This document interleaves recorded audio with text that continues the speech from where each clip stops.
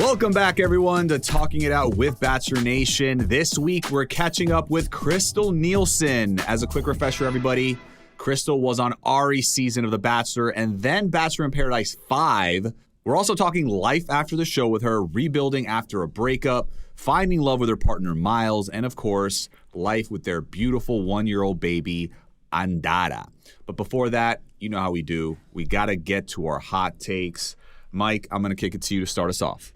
Definitely. So before we get started, I love the name Andara. Andara, that is a pretty name. Andara. So definitely shout out to Krystal and Miles for that one. But with the hot takes, Brian, got a hot take for you. You are the married one, right? Can a relationship survive after a rejected proposal? A rejected proposal? A rejected. That person said no. Okay. Again, you know me, brother. I need a little context. Is this? Oh, they just is this said after no. 3 months? Is this after 3 months of dating? This is after a long time of dating. They've been dating for a few years. Okay, so they've been serious. Yeah, they're serious. Let's say 3 years, 7 months they've been dating. And is this the man proposing to the woman, or vice versa, or it could be either one? I mean, does that part matter? It could be either or, right? It could be either or. Okay. Yeah. Yes. I would say that's a problem. I mean, if you've been dating for a significant amount of time and you're basically asking this person to continue that and spend basically the rest of your life with them and they say no, like, what's the reason? Like, what are you waiting for? That to me would be a red flag. And I don't know. I just think that would be the end of the relationship right there. Like, I don't see like what's going to change. Like, we've been dating for 5 years. Yeah. What's going to change in the next year that's going to make you say, oh, you know what? I'm ready now after a year. Like, I don't get it.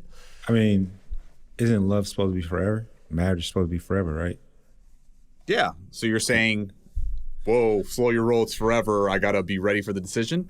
No, I'm saying if I'm proposing and my partner said no, the honest response is my ego is going to take a huge hit. I think anybody's ego is going to take a huge hit, right? So I'm going to have to get over that one completely. Like, it definitely will be devastating for me and whomever that, is the person that the recipients of the no.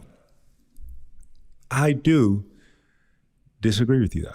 I think that it's going to take, maybe they say, hey, yeah, what's the reasoning? Like, give me a solid reasoning. Well, that's why I'm going to say no, because we don't have the reasoning. If correct, I propose to my lady and she's like, yo, no, I want to like heart-wrenching no. But then during that time period, one of the follow-up questions is going to be like, do you want to be in a relationship with me? And if she says yes, well then what do we need to work on to get to that next level?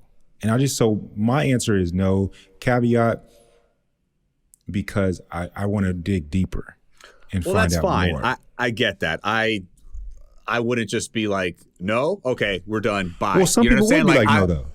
Well, yes, that ego part that you mentioned is definitely true. Like, I think whether it's a man or a woman, saying the no, I think the other person would be very, very hurt. But, obviously you came such a long way. Like, I don't think just making a brash decision right there and then that, it's absolutely over, like, get out of my face. I don't think that's going to happen. But, like, yes, the inquisitive aspect of the person has to come out and ask why. Like, I would have a very serious conversations. But if the answers didn't make sense to me. Yeah, there's only a few answers that. Like, if it didn't make sense to me, like, you're waiting for that, or like that doesn't even make sense. Like, it has to make logical sense to me why you would say no after dating for so long. Like, we are in love, right? Like, this is me basically professing my eternal love for you. I want to spend the rest of my life with you. Why would you say no? I just, like you said, I don't know too many reasons. I mean, maybe I'm just not thinking about it right now, like the exact reasons, but I don't know. It'd be tough to come back from that.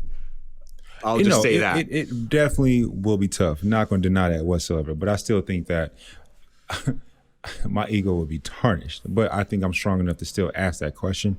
And depending on what they say, I think what I'm saying is, and I'll be succinct with this, you ask that person that question, they say no, the next follow-up, if you're strong enough to be able to have that conversation emotionally, hey, what is it?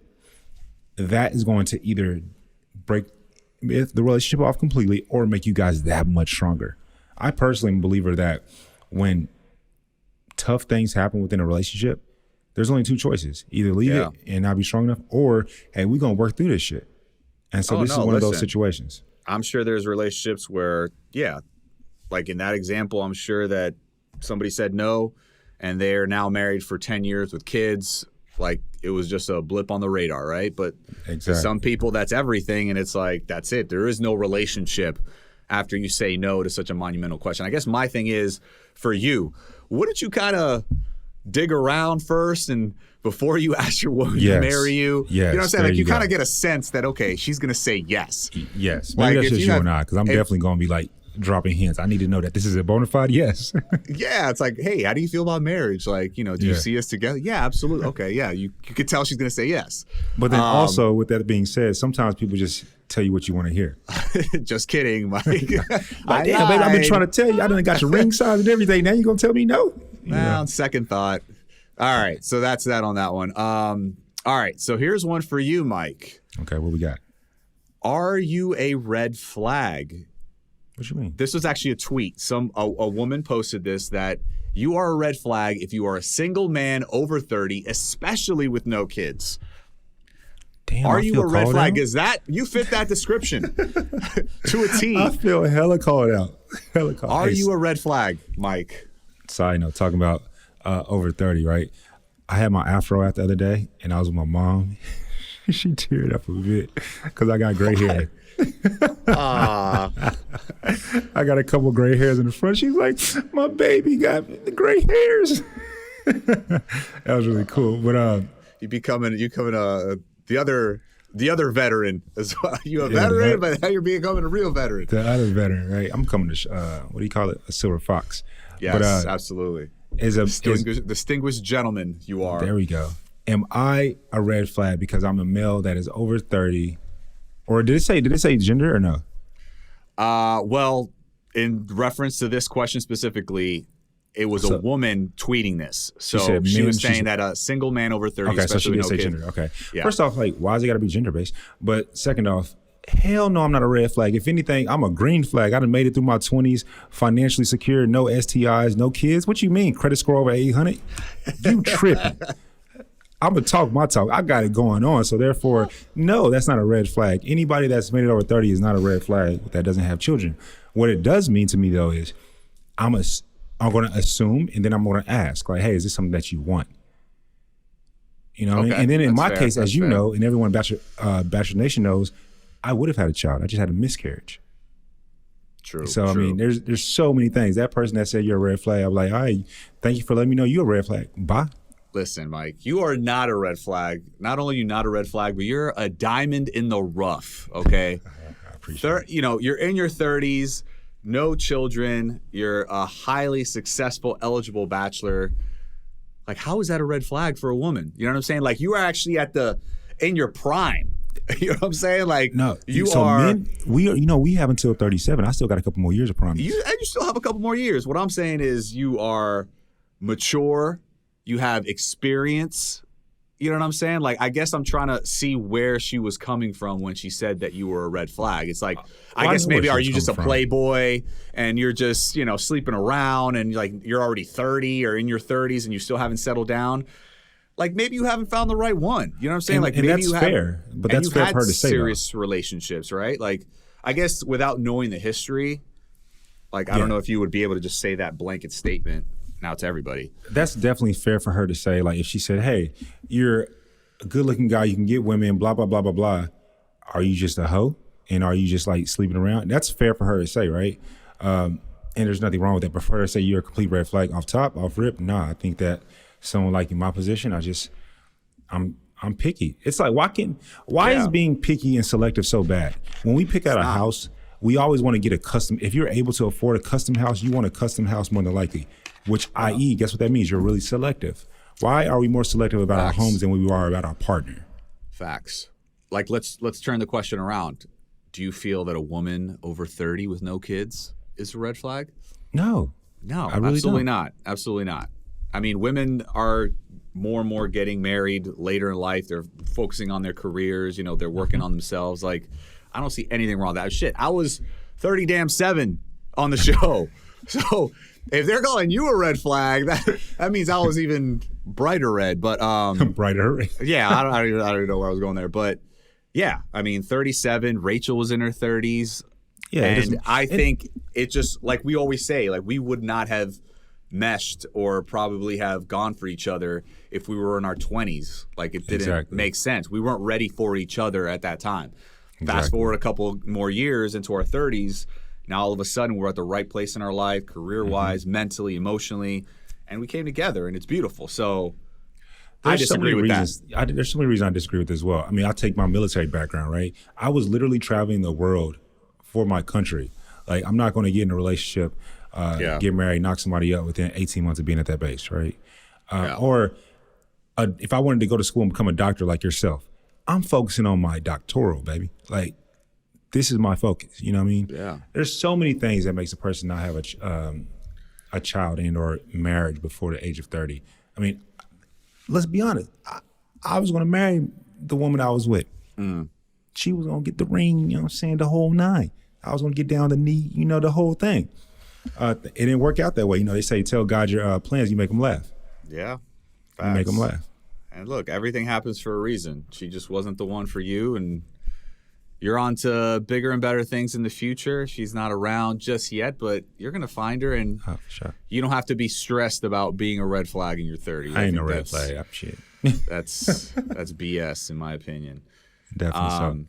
But I want to bring our guest in, Krystal, because I want to hear her take when it comes to the marriage one. You know, she's been married before. She's a relationship type woman. I want to hear her take. So let's bring in Krystal. Let's talk it out. Krystal, welcome to the show. Thanks so much for coming on.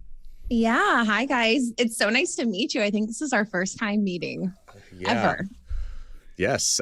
Yes. We've never met in person for sure. So pleasure to have you on. And let's just jump right into it. Mike and I like to do a little segment called Hot Takes prior to bringing on our guest. And we want to get your opinion on the subject because it's important, right? So here's what we got for you. Let's say hypothetically a woman and a man have been dating for, let's say, 5 years, and either one can propose. But can a relationship survive a rejected proposal? So one of the people that gets asked to get married says no. Can it survive after that? Yeah, I'm going to go with probably not, Brian. That's going to be tough because I think that if you're 5 years into a relationship, that's really committed, right?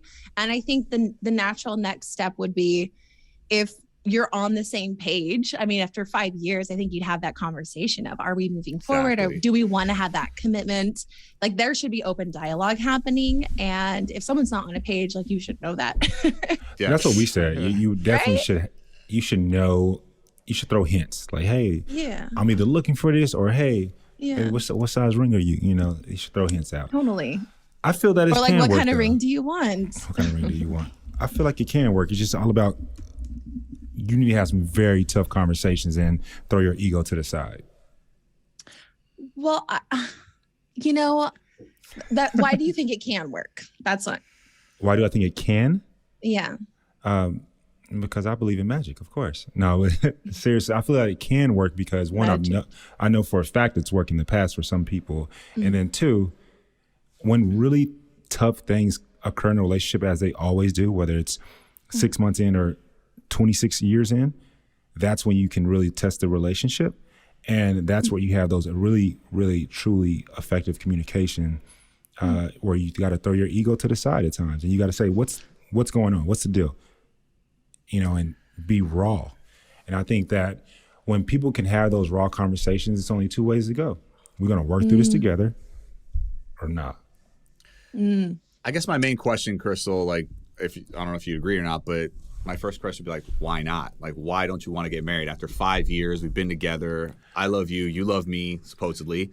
And see, I wouldn't say why not. What's the deal? Well, not why not like that. You know what I'm saying? You why not? I'm not good enough. My breath stink. What's up? Exactly. Yeah, not like that. You put it more eloquently, but you talk about it. Absolutely. I think that, Mike makes both of you make really good points. I really like what Mike said, just that there's other extenuating circumstances that could be going on. Like maybe there's a particular rough patch that they're in and they're like, I'm going to say no because right now the timing is not right. Like, I don't feel good in this moment. Have I thought about it? Sure. Am I considering it in the future? Sure. But right now there's just some instability that I need to work through. So, I can see it both sides. And every relationship, I think, as we all know, because we're all into relationships, everyone's different. And I think there's no rule that works for everyone. Like we all just gotta we're all so unique in our experiences and what we bring to each relationship and bring to the table. So I think it's just really honoring like each person individually. And as Mike said, it's like, are we going to work through this together, or are we going to like love each other and part our ways? And that's starting the podcast off right. That's what I'm talking about. I think that's a great point. I mean, what if one of the partners cheated earlier in the relationship and maybe now they're not ready? They still got some things to work out. Hey, so yes, I didn't consider certain extenuating circumstances like that. But yes, I think it can happen. I think you can get through it. Initially, that initial blow to the ego would be tough for some people. Yes. And some people may say, you know what, that's it. I've been totally good to you. There's no issues that have been going on in a relationship. And you just said, no, I don't know. That's just me. So, Coach Krystal, really quick, this wasn't a part of our hot takes, but it just came to my mind, and I got to ask, you're a coach. I know you're a coach within the fitness and the health and that space, but today you're going to be the coach when it comes to love, right? So, guy proposes to you. His ring is a bit, let's just say, subpar. Is that? And it's not that he's subpar because he doesn't have the funds. He has the funds. Like, what he's doing. He making like 200, let's say a year, 200K. And he give you this $900 ring. Cubic zirconium. I got to tell you, I don't actually have an issue with the CZs and the moissanite. I really don't, because personally, like, I had a ring that was very nicely given to me from ABC, wasn't paid for. It was free. Does that like count? Like, I think that's like something to consider too. Like, my ex didn't pay for that ring. That's a good point. And I feel that like the value of a piece of jewelry on my finger shouldn't dictate how loved I am by someone. Correct. And personally, I think that like there's so much pressure, and like, yes, would I turn down like a $50,000 ring? No, I wouldn't. But like, if we were in a place where that financially like was okay to kind of make that expense, I mean, sure, like, why not? Like, when we're there. But if we're in a different season of our life where like that's just really silly to spend that kind of money, where we can really take that resource and build it into our future, into our home, into our businesses, into our family, like. That go, girl. That's a smart woman right here, Mike. It's a smart woman. She's thinking with her head, thinking about the future, investing. I love it. I love it. Yeah, absolutely. And I think that there actually is so much hype around marketing, where I feel like as a guy, I'm so curious to know your guys' perspective, but like, I feel like as a guy, there's so much pressure to like spend so much money and like almost have this, like, speaking of ego, like this like pride on the price tag of what you spent. Like, do you feel that pressure? Brian, you're married. Oh, you are married, but your ring was also given. I also got a free ring. I'm like, can anyone? But yeah, there's a price to be paid for everything. I think there is, like, I think guys out there do have pressure when it comes to anything, when it comes to dating women, right? Whether, the fancy restaurants, the rings, like, you want to give the person that you're dating or that you're infatuated with or in love with the best of the best. I think that's just a natural thing. But obviously, at the end of the day, you got to do whatever is within your means. Okay, so what I say to that, and a great question, by the way, Krystal, I love that question. For me, it's always about how you start the relationship. So if I'm starting the relationship off, I don't care what either person is worth. I'm starting the relationship off giving you helicopter rides to $1,200 dinners. I'm assuming my girl's going to expect that moving forward. Expect something like that size and magnitude, right? And so to me, that's within me. I did that. I created that, right? And the same for my girl as well. Like, you can't be buying me a Lamborghini for my birthday or just on April 2nd because it's April 2nd. And then now my head is like, all right, this is what you do on a regular day? Cool.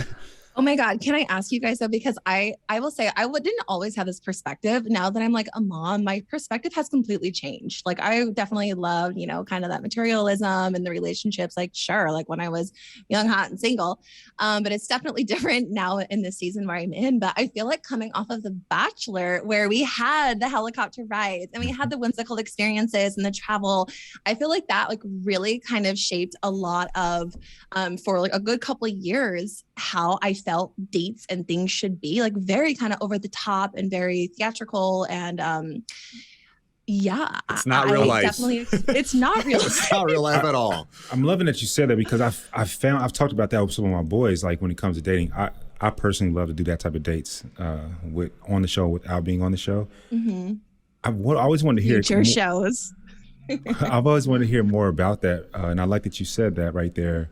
How did that shift? Was it having your baby girl?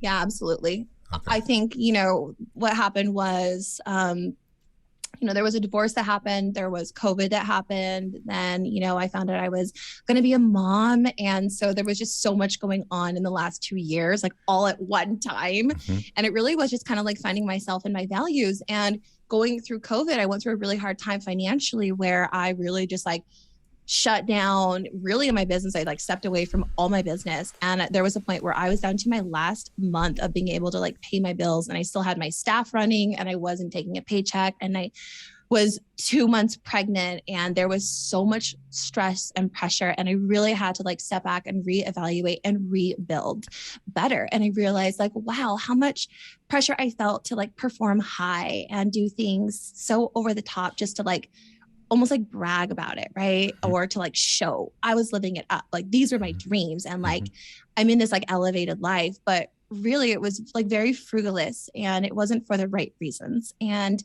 so as I was rebuilding my life and rebuilding my family and, coming out of this pandemic, or we're all still kind of in it, but it was just finding what was important to me and where I wanted to put my time, my money and my energy into and really like design a life that I was for me on my standards. Was there anybody that you leaned on during that time to kind of get you through that rough patch? Definitely my partner, Miles, has been just my anchor. He is calm, but brilliant and just strong. And I always know he's always there for me. And I think being able to lean into love in that way and have that just foundation is, when you feel safe, you can really kind of bloom, right? Yeah, I agree with that completely. I love that you said design my life. And specifically that word stuck out to me because I always try to impute that within people that we truly are the artist of our own life. Absolutely. So yes. with that, if it's okay, because, the funny thing, it's like when you come on these shows, people almost, one, feel like they know us, and then two, feel like we are, not all people feel like we're on some type of different platform when we're really not, right? But you are human. You just spoke about, all three of us are human, obviously, but you just spoke about some really tough things. And I want to, if I can, go back to that. What were like your emotions going through a breakup, going through a divorce so publicly? It was really scary. I felt, because, the first time I was on The Bachelor, I had, that typecasted as the villain and the worst villain, as reality Steve said, because I wasn't mean, like I was just made fun of. And, that's just such a whole process. And so I felt so much shame around that. I felt so just rejected, unloved, and like unseen for who I really was. And it was so frustrating to be like, this is who I am. Like that's just this curated version, but not me. And so going into Paradise, I was so excited to just have a second chance. And, looking back, there's like so much to like unpack there from Bachelor, but it was in hindsight, such a tough season of my life, but so beautiful because it just became this huge mirror in which I could really see where I was not being authentic. I wasn't being my true self. I was really hiding who I was because I thought that people knowing all these hardships about me, that they wouldn't love me because of it. And going through that process, I realized really on my 2-on-1 date with Kendall, where it was like, and that's when I got sent home in Paris. And it was like, my imperfections are what make me beautiful. Facts. Like people can love me because of my hardship and for sharing that and opening up. And so I was able to really see the beauty in becoming vulnerable and like breaking down my shell. And so Paradise, I was like, I don't care if I go home on day one, I'm going to be me. I'm going to show up. I'm going to have fun. And like what happens, happens. And like, that's my advice for anyone going on this season is like, just be yourself, just have fun and like throw out the rule book and like, just do you, Bill.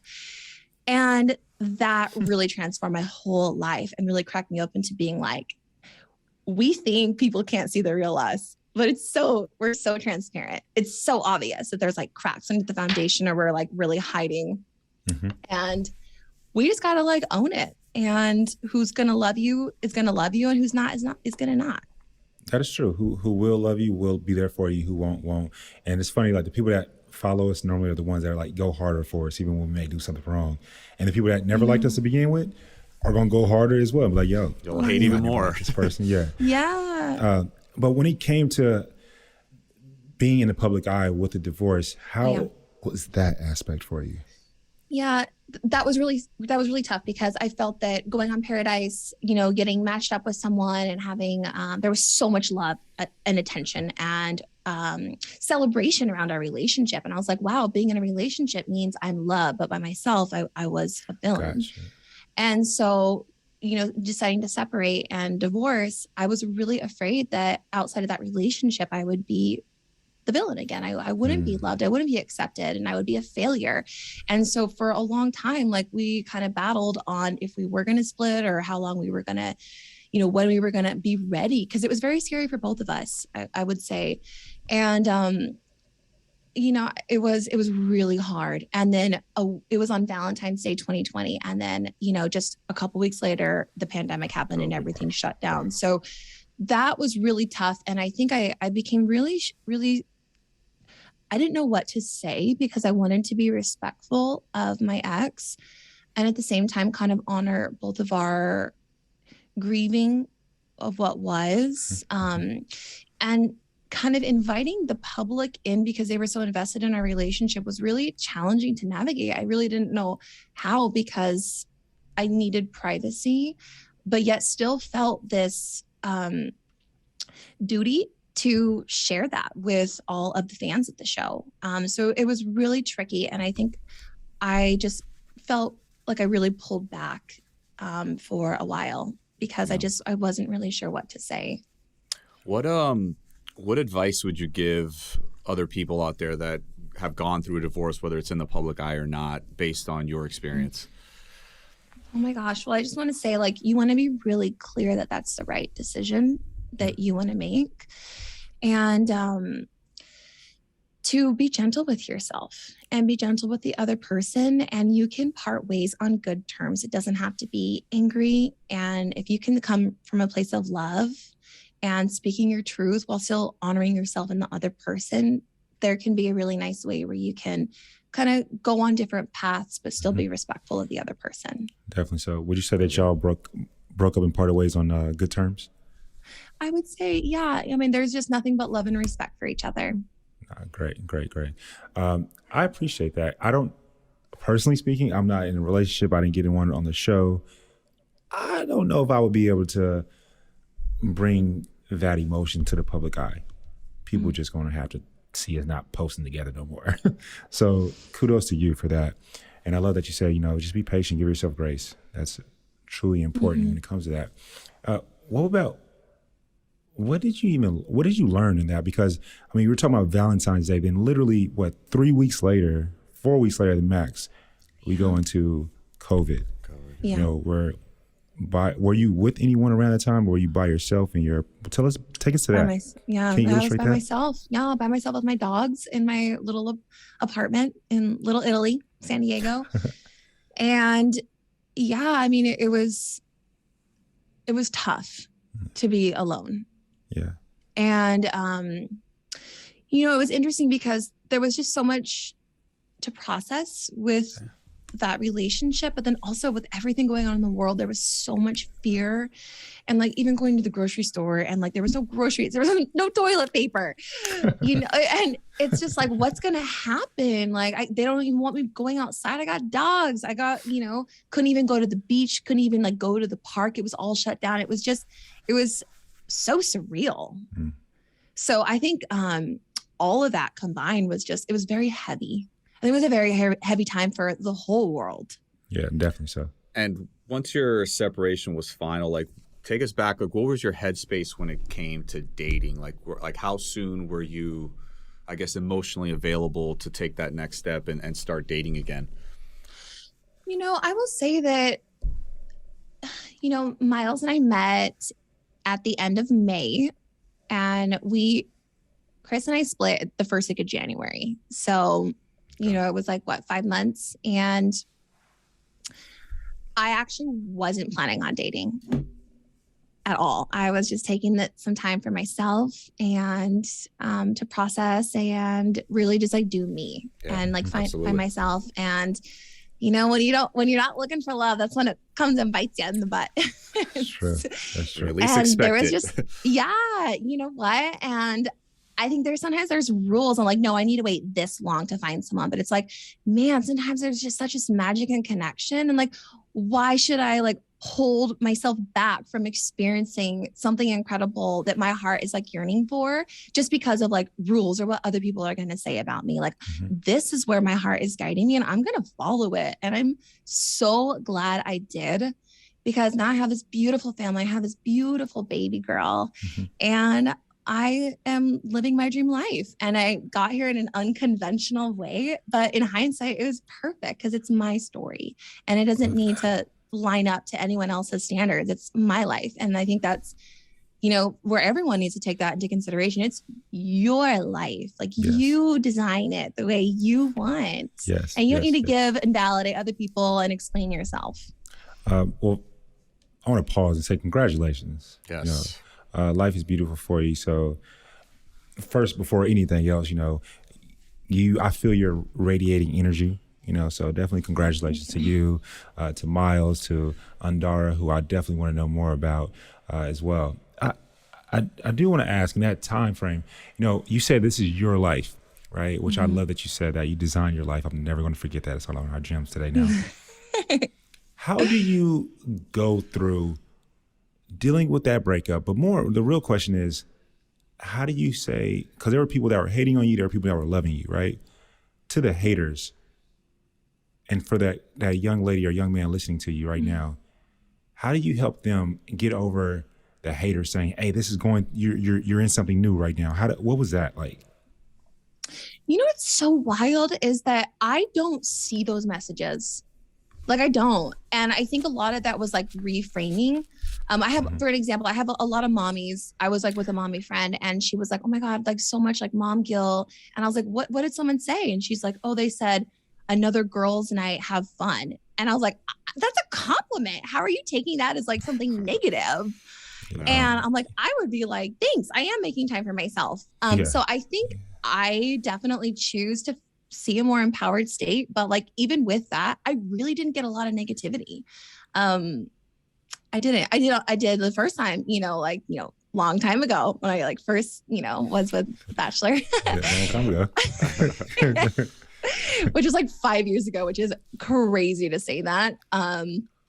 But yeah, I'd say that don't listen. People are going to have voices. People don't know your life, and if people are taking the time, here's what I learned. It's called, people are mirrors in which we see ourselves. And my coach, Carrie Smith, says, what is true in you is true in me. And what that means is I recognize the things that I like in other people are qualities that I like of myself or I want more of. That's why we're drawn to people. People we don't like have qualities that we are rejecting in ourselves, are like shadow sides, right? So we find that people with those polarities and those dynamics, like the love or like the push, it's just a reflection in which we're seeing ourselves through other people.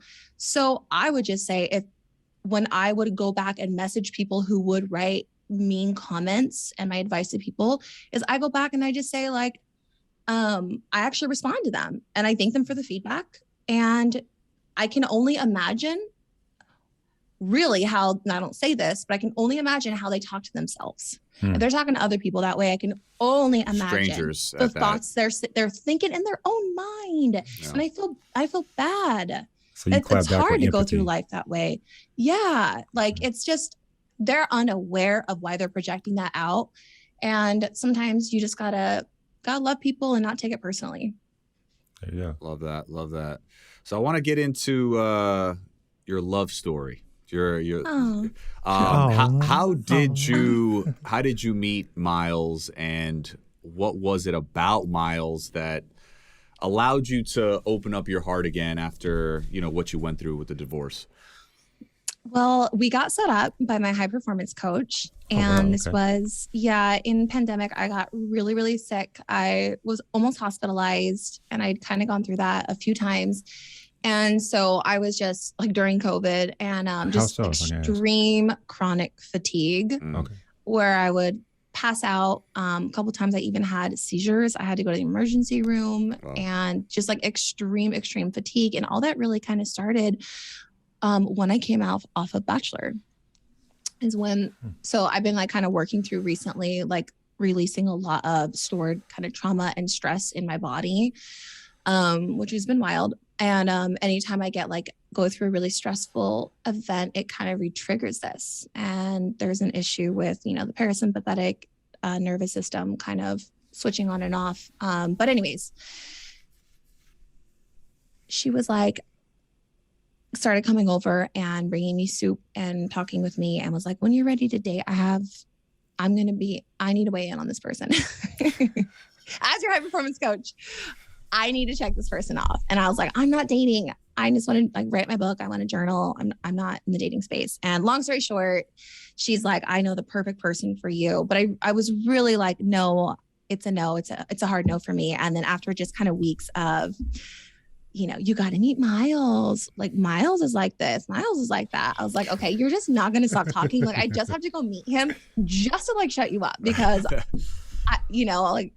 and so I did. And we met and it was, I will tell you, I walked upstairs into the office he was in and I looked at him across the room and I could feel as I was approaching the top of the stairs, the whole energy in the room had just shifted and it got quiet and I could just feel goosebumps on my back. And I knew my life was about to change. Mm-hmm. Wow. And I didn't know if it was all the pressure and the buildup of meeting someone. But I knew my life was going to change. And, it was just that. I mean, we were talking about starting a family, on our third date. And we're both like, why are we even saying this? Wow. We're not ready for kids. And he's like, I'm 25. I can't believe I'm saying this. I'm like, I can't believe I'm saying this. I've never talked and been that girl. Okay, if we're going to date, I'm serious, looking for a serious relationship because I want to have kids in the next 18 months. And with him, I was that girl. But from a place of empowered that I know what I want, not that I'm running out of time, my biological clock is ticking. It wasn't that. It was, I know what's on my life plan. And yeah. Had you seen a picture of him before? What's that? Had you seen a picture of him before meeting him? No. So just curious. That's a very strong connection that you just described right there. Would you say that was a connection that you had never felt before with anybody else in your past? Definitely. Okay. Definitely. I had other connections for sure. Yeah. But there's in different ways. Yeah. Mm-hmm. I think with Miles, how it felt was just, I don't know. I just feel stars exploding in the galaxy. I don't know. There's just something so ethereal about it. Isn't there a saying when you find the right person, you realize why it didn't work with anybody else? Would you agree with that statement?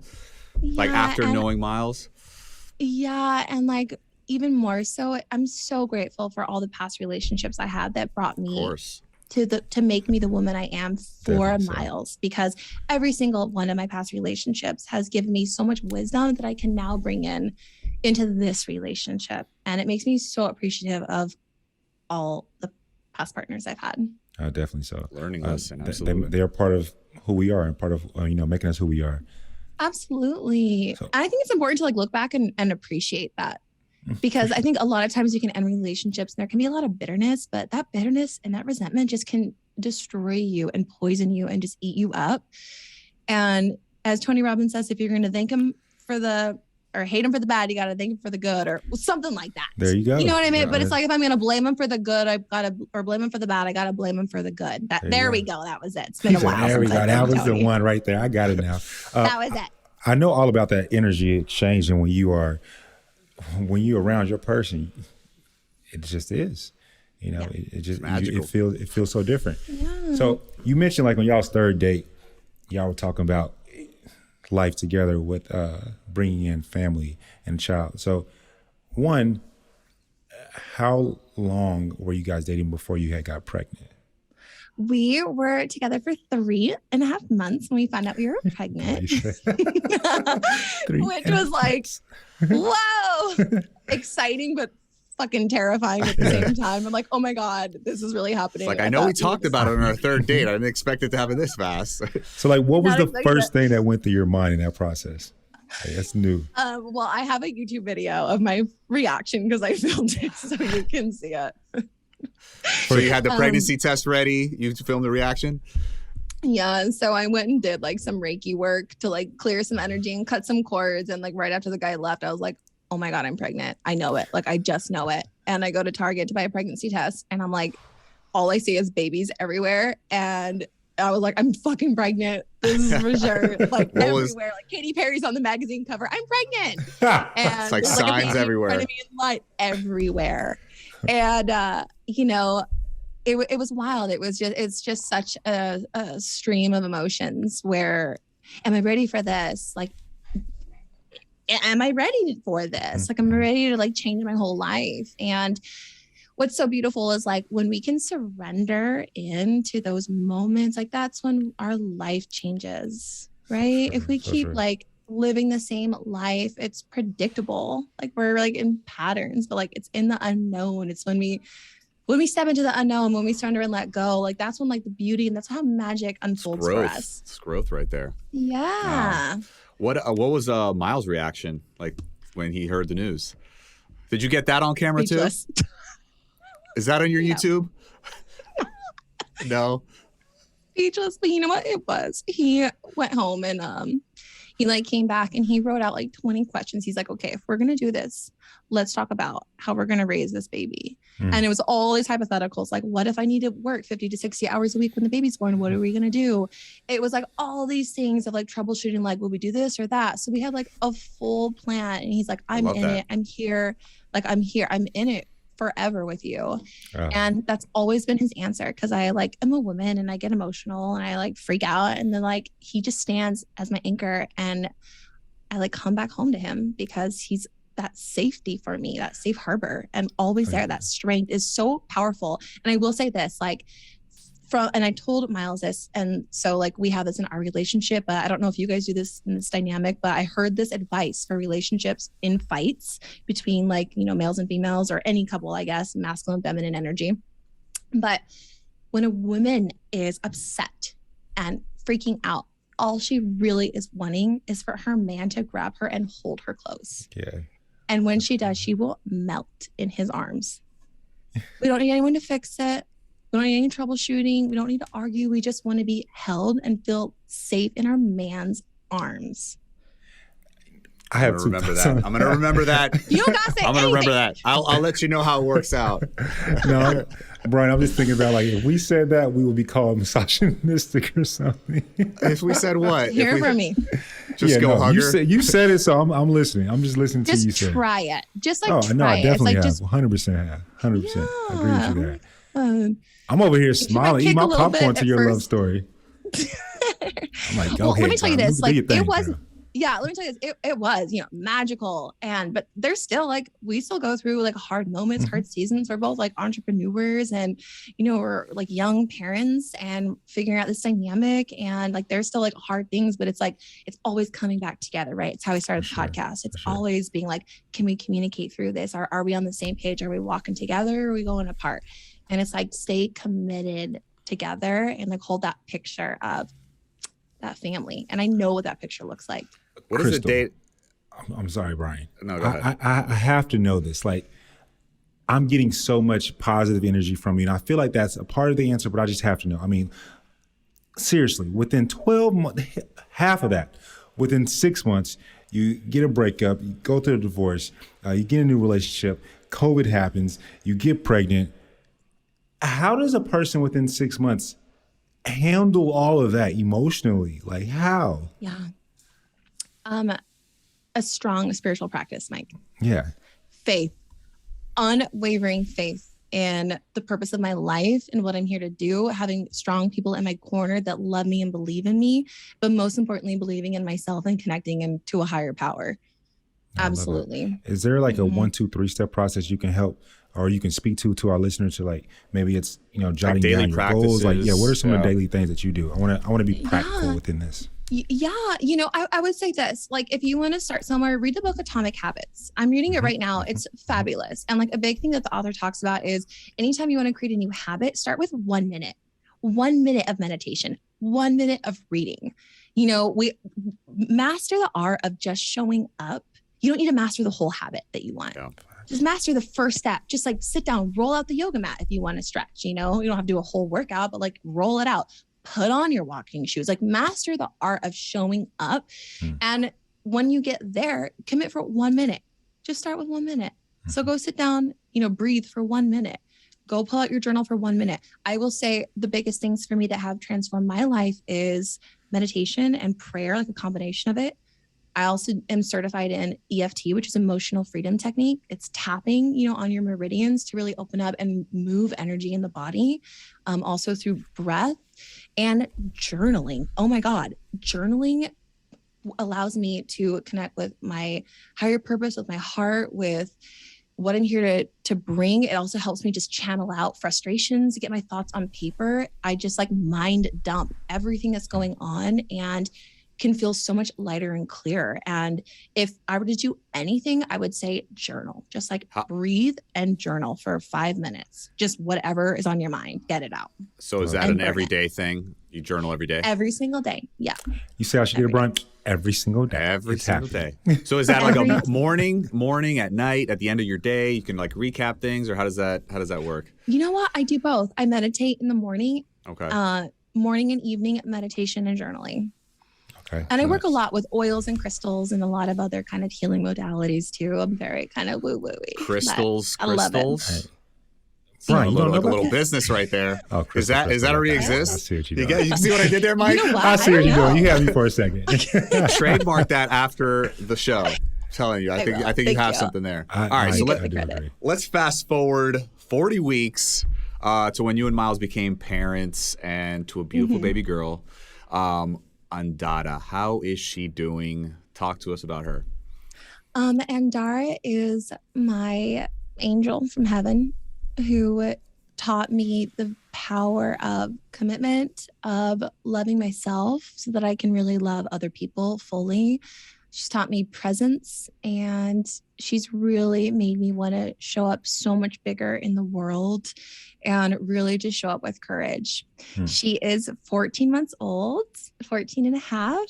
There we go. Is she almost 14 and a half? She is walking, talking, and, I just want to make her proud. I want her to see me living my dreams because I want to show her what's possible when you have courage within yourself. Absolutely. Amen. I have to ask, I love Andara's name. Where did that come from? Thank you. I heard it in several years ago. Okay. It was a beautiful stone that I was at this conference put on by Hay House, and I saw that it was with my mom, and we were looking at this jewelry, and there was this necklace that said Andara Stone, and I look at my mom and I go, oh my God, I'm going to name my daughter Andara. I know it. And when I was pregnant, that she kept coming to me in my dreams. Like there was 4 different dreams where she would come to me and just be walking towards me as like a 4-year-old, 5-year-old. And I knew I knew exactly how she would look. I knew she would have Miles's eyes. I knew she was going to have darker hair. I knew she'd have my face. And so when she was born and she looked exactly like that, like I was not surprised because I had seen her, and she was always telling me her name was Andara. And so, you know, when she was born, we waited 3 days to name her because we wanted to meet her. And, you know, that's what it was. So what's her middle name? What's her full name? I want to know.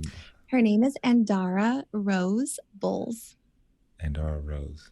And Rose is after rose quartz, which is the most powerful healing crystal that exists.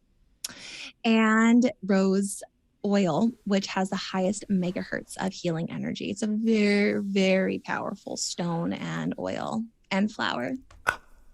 I got a question. The meaning behind this. It's amazing. Yeah. For one side note, I use rose water on my face and on my hair. It works wonders. Oh, yeah. That's how he gets that glow. That's how he gets that glow. We're going to talk about it. I'm just saying we're going to talk.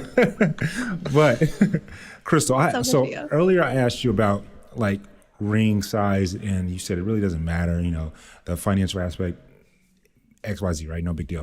I don't think I've ever said this publicly before.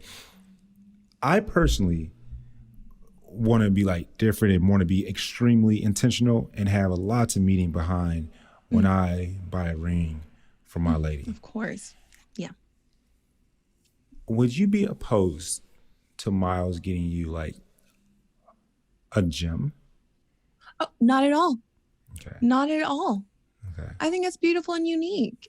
And you know what? Like every ring is just an expression of your love, and it's a gift, a token of your love to someone. So it should be special and unique to you. Miles is listening. Miles, what's up, homie?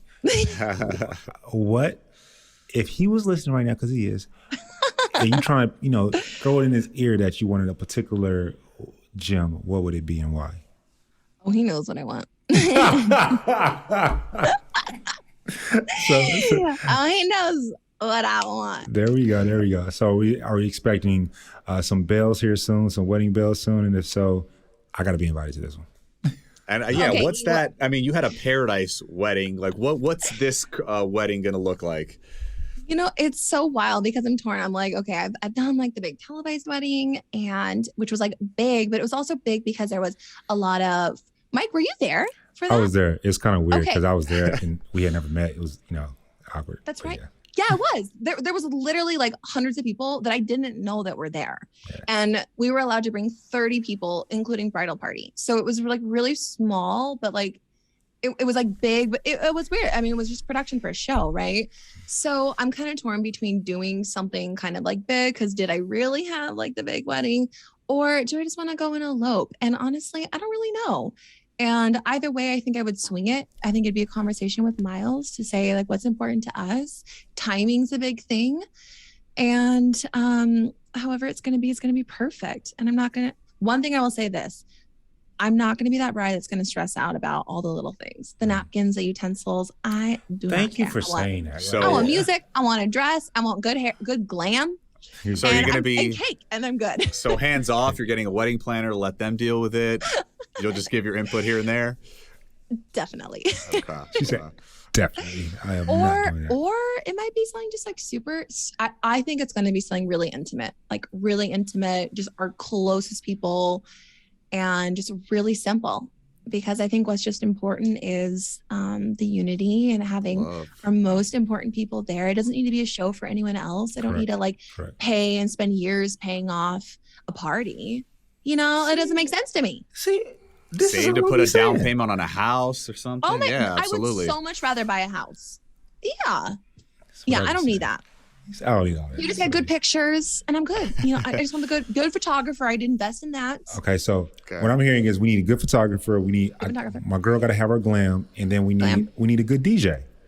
Good DJ, good dress, good food. There we go. Gotta have a good food. That's a must. And a vegan cake. Yes. A vegan cake. Vegan monk fruit cake. Vegan monk fruit cake. I don't think I've ever had that. I'm trying to cry now. Sounds No, good. I've ever had that. Sounds You're like, good. I don't know if I would have that either. I want someone to make one though. I'm certain it's going to 100% happen. You're manifesting it right there, right now. It will be there. Thank you. And you know what's so funny is like there has been so much stuff around that because I know like with Bachelor, there's so much like, do you get a ring at the end? Like, are you making the commitment? Are you getting married? There's like so much around that. And in this relationship, we've done it a little backwards, right? Like we had the baby and, we've done it like all backwards, like our own way. And there have been moments where I'm like, where is it? Like, where is it? Like, do you really love me? Like, that's like a token of like showing me. And I've had to like really dive into that and remember that like a material object doesn't define someone's love for me. Like showing up for me, being there for me, like that's love. Being committed, that is love. And I think like with society, there's like so much pressure around that to like prove it. And there is something so beautiful around that commitment. I don't want to take that away, and something I very much look forward to. But I had to really remember that my self-worth isn't validated by a material object like a ring. And then the price of a ring. Yeah. I feel like you've done some work on yourself. I've never even had a conversation with you, but just the way that you speak, like you said, I had to validate, I had to talk to myself that my self-worth is not within a material, intimate object. Mm-hmm. So I love that you say that. Like, I'm just feeling your energy, and like, it seems that you have done the work on yourself. And so I just appreciate you for that.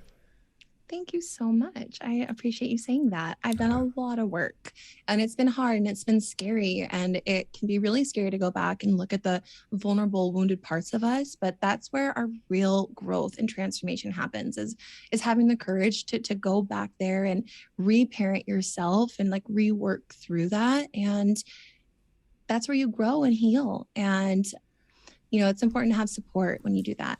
It's important to have support. Sure. And I know you connect with a lot of moms out there, so I want to ask you, what is the one thing that no one told you about motherhood that you wish you had known? Oh, that's easy. I did hear it, but I didn't fully appreciate it. And it is that motherhood is so much fun. It is so much fun. Oh my God, I thought I was going to be so stressed and so resentful, over the one-sidedness of, being pregnancy and nursing. And it is so much fun and awesome. I love that. Yeah. I love so that. For all you mamas out there who are pregnant and kind of anticipating that and worried about it, like, yeah, it's challenging, but like you grow and expand and become such a bigger container to like hold that love for your family, for your children. And it's incredible. And it's so fun because now we get to like watch, kind of cartoons or like listen to kid music and like go pick up leaves and be a kid again. And it's so rewarding for me on my like transformational healing journey too, to like reparent myself and like get to do those things I didn't get to do as a kid or haven't done for a really, really, really long time. It's incredibly healing for myself to do that with and through my daughter. I so love that. So are we having more? I gotta ask. I had a dream I was pregnant last night. It's so funny to ask. Well, your definitely. vision seemed to come to reality, so I don't know. You may be onto something. Let me tell you, there's magic over here in this household, okay? Definitely. I love being a mom. I can't wait to do it again. And now to have the wisdom I have this next pregnancy, I am going to enjoy it so much more, be so much more present, and lean into my partner, ask for support, ask for where I need to be supported and helped, rather than feel that I got to take on all this stuff by myself, right? And I think as women, from my personal experience, like not having my father a part of my life growing up, my mom was the mom and the dad. And so growing up, I was always like, I need to be the masculine and the feminine. And where I realized in my relationship is that let's let our men be our men. Let's like build up our men. Let them be strong. Like let them be the providers and caretakers, but women can like make money too. It's not a competition, right? Let's like love and build up our men rather than criticize them and break them down of all the things they don't do. let's build them up. And I will not say I haven't always had that experience. That has been something that all my past relationships have taught me that I brought into this one, where, you know, I have that wisdom now to like love my man and build him up and let me step into my feminine energy and come from that place. I can say from experience, being in a relationship with my girl makes me feel like she's trying to build me up, and she's my rock. I'll be loving that. Yeah. It's a team. It's a team right there. It's definitely a team effort. Yeah. And doesn't that feel good? Doesn't that feel good to be recognized, 100%. You know? 100%. Yes. 100 million, billion, gazillion percent. Krystal, we are so happy. I'm elated to just be able to talk to you. I don't know, like, what's next on the horizon for you? What are you manifesting? What do you need? What do you desire? Well, baby number two. Baby number two. We got baby number two. What else? Sometime we got, but first, we got to get we got to get that ring, even though you know where you at. When it happens, you know, like my self-worth isn't based on it. Correct. So, you know, I'm just surrendering that up. I will say what's happening next is I have been doing so much transformational work on myself. And I really want to hold and cultivate a space for other women, especially to just feel supported and to share some of this journey that I've been on, the healing modalities that I have found and used to really work through a lot and gain that wisdom to really show up more fully in my life with more courage, and to design the life I love. So I am launching my very own podcast. It's called Reign Over Your Life. There you go. And that'll be launching this month. And with that, I'm going to have just a community to support women in transformational work. And I just want to open a space to have deeper conversations where, you know, Instagram isn't really that space for me right now. And have people just know a deeper part of my heart that I haven't really shared before. And so it's taken me a couple of years to get to this point, to really own my voice and stand in my power. And I'm really excited to share that very soon. Congratulations to you. And Mike, let the people know the name again. It's called Reign Over Your Life. There we go. With your girl, Krystal Nielson. I was gonna say, Mike, we get props for our podcast voices, but Krystal, you have a really good voice for podcasting. So I think you're gonna do really well. Thank you. You know what? It is this like mic very that soothing. Miles got me. There you go. You know what, Brian? Thank you so much for saying that, because, you know, on Bachelor, the big issue was my voice. Well, weren't you like, wasn't something, did you have like a cold or something, or what was the case? So this is kind of like I'll give you like the really short spiel, but I've been battling with vocal trauma for like a year and a half before I went on The Bachelor, where I just lost my voice. I went through a lot of family stuff and just lost my voice, and for like a week and a half, and I kept losing it, and it just became really raspy, really scratchy. It developed all these like nodes on my vocal cords. And I was also coaching at Orange Theory in like really harsh environments, so that definitely contributed to it. And I almost didn't go on The Bachelor because I was so embarrassed about my voice. And I was so scared, and I was like, I can't turn on this opportunity because I'm scared. Like, I just need to go. The whole thing became about my voice, and it was like, that was so hard. And while I was on the show, my vocal cords started healing because I wasn't coaching. I wasn't in that environment. And so when I came out, I was like, I can't really go back to coaching. And I became really afraid to share my voice, because it was always an issue. Why does she sound different? Was she fake? What, you know, like there was so much around how I talk. So to now like use my voice to share my story, and it feels really good. So that means a lot that you shared that, because it's taken a long time to get to this point. Oh, I didn't know that at all, but I'm thank you for sharing that with us. So lastly, before we let you go, you've dropped 1 million, but we got to ask you a gem, you know. But even before that, Bachelor in Paradise is coming. I got to know this one. You were on Bachelor in Paradise yourself. You got married on Bachelor in Paradise. What advice do you have for all those contestants down there? Just have fun, be yourself, and have fun, and ask for more money. Get your bread up, people. You heard it here first, people. Know your worth. You heard it here first, people. So I'm gonna let that be the gem. That's the gem for the day. Get your money. Get your money, man. It's rough out there in these streets. Get your money. That's gonna be the gem. No more needs to be said. Ask for more money. She said, "That's it." I'm complete. I love it. Krystal, thank you so much for being here today. And, congrats to, your family, your immediate family. Congrats to just designing the life that you desire, designing the life that you want. Congrats to your podcast that's coming. Yes. Just keep being you. I'm excited for you. A lot of big things. Thank you so much for being on. Oh, it's been an absolute honor and a privilege to be here with you guys. Appreciate you. The privilege is all ours. Thank you. Bye. Brian, what were your thoughts? Oh, man. I just get like a very zen, healing, positive energy vibe from Krystal. So I could tell why she's a successful health coach. I think she's very positive, puts you in the right mindset.